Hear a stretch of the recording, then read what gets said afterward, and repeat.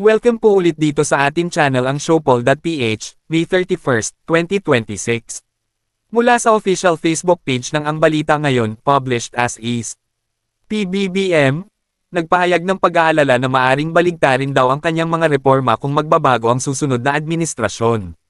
Nagpahayag si Pangulong Marcos Jr. ng pag-aalala na maaaring hindi maipagpatuloy aniya ang ilan sa mga reformang sinimula ng kanyang administrasyon sakaling magbago ang direksyon ng pamahalaan pagkatapos ng kanyang termino.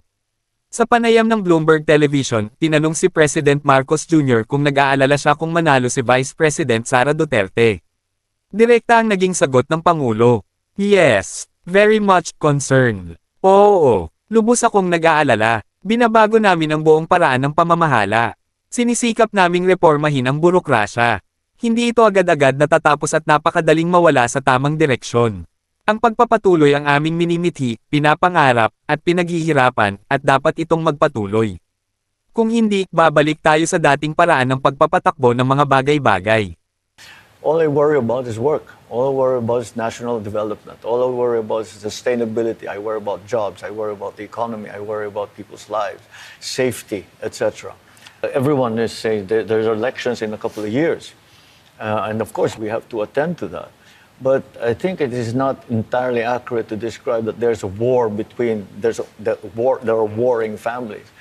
Sara Duterte remains very popular. Yes. If she were to come to power, are you concerned that perhaps some of your policies might be reversed? Yes, very much. That is a great worry for me because we have just started, and these are big things that we are trying to do. We're changing the whole way that we govern. We are trying to reform the bureaucracy. These things don't get done instantly, and it's very, very easy to go off the rails. Right. It is continuity that we aspire for, that we dream of, that we work for. And that continuity has to go on. Otherwise, we go back to doing business the old way. Panoorin ang video sa Bloomberg Television. Philippines, Marcos on building a legacy of his own. At yan ang ating latest SOCMED viral update for today. Please like and share ang video at huwag kalimutan mag-subscribe, i-click ang notification bell for more SOCMED viral updates at suportahan po ang ating Facebook page. Maraming salamat sa lahat ng nag-subscribe indeed. Magandang buhay sa lahat. Shukran.